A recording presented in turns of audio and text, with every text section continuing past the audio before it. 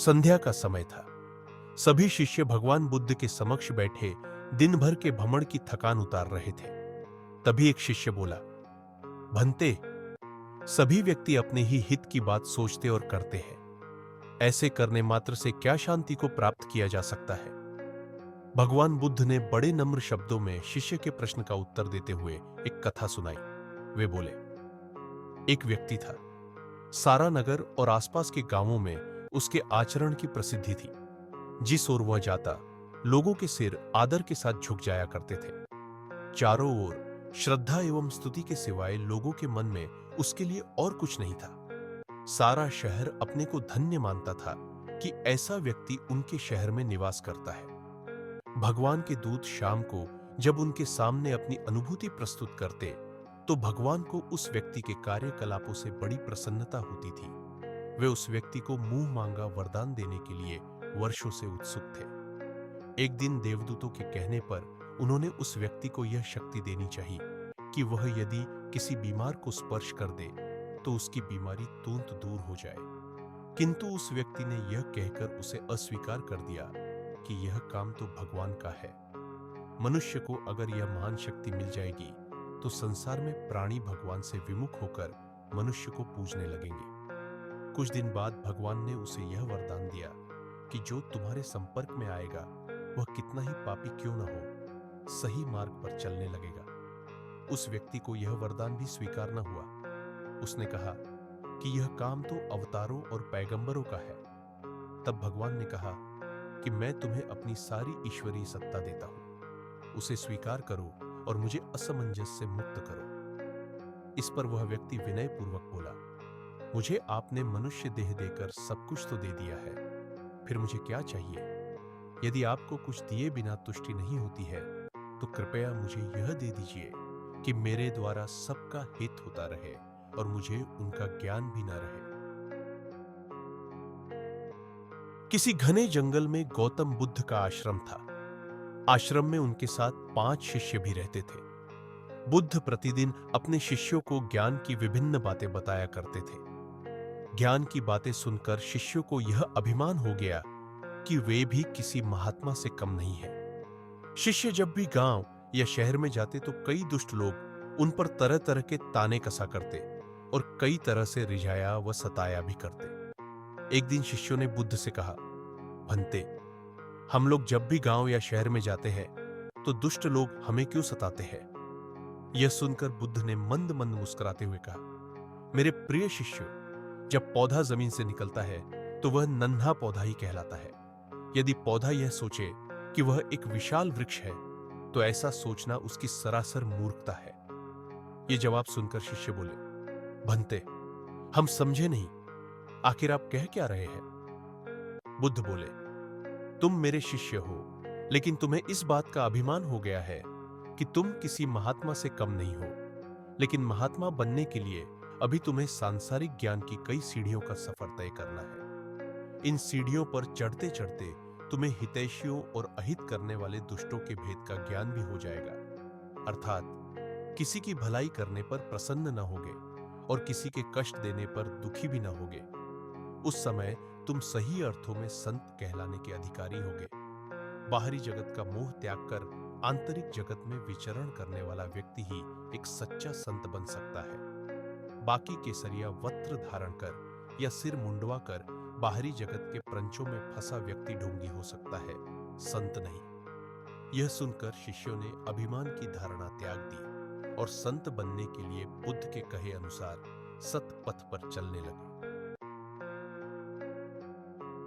कभी कभी लोभ व्यक्ति को इतना अंधा बना देता है कि उसे अपने जीवन की भी परवाह नहीं रहती। ऐसी ही एक कथा सुनाते हुए भगवान बुद्ध ने अपने शिष्यों से कहा, एक बार देश में भीषण अकाल पड़ा। पशु पक्षी और मनुष्य भूखों मरने लगे। एक स्थान पर पक्षियों का एक दल रहता था।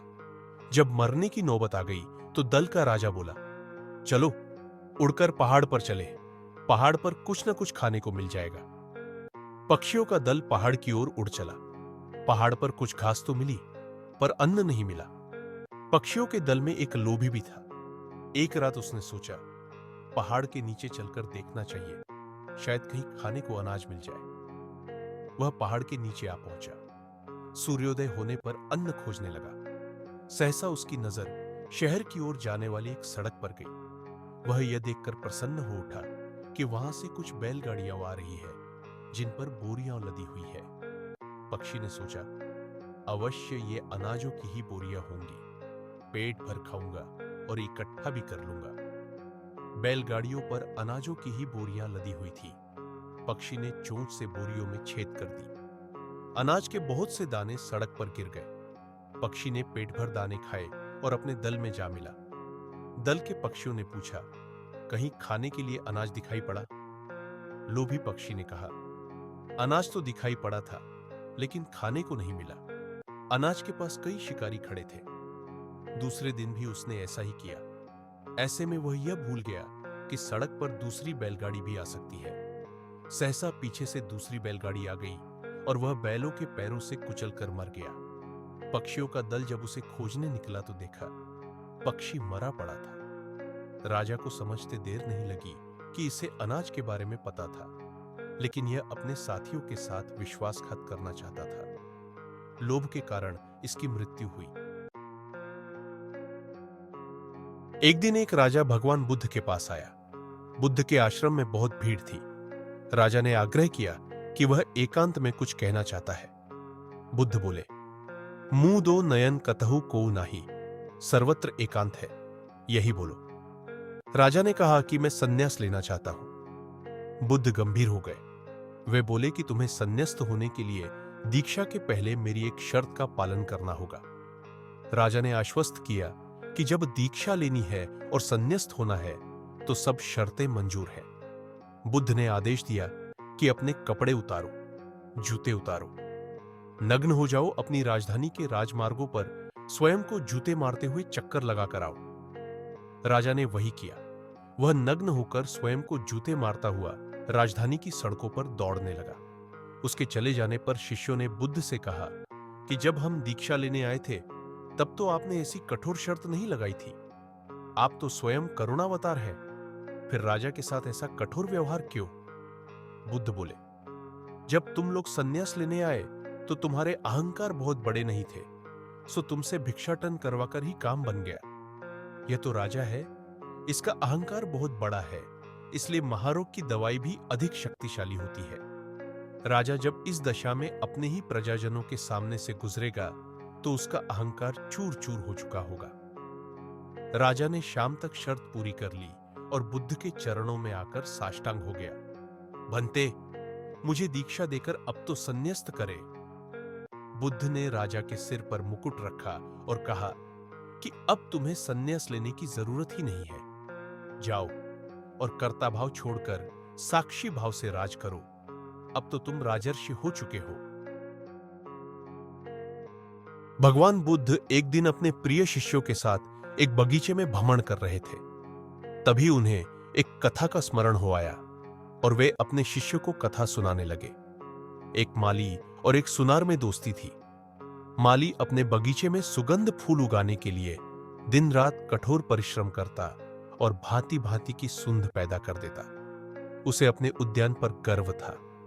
एक दिन उस माली ने अपने दोस्त सुनार से कहा, क्या अपनी दुकान पर बैठे ठुकाठुक करते रहते हो?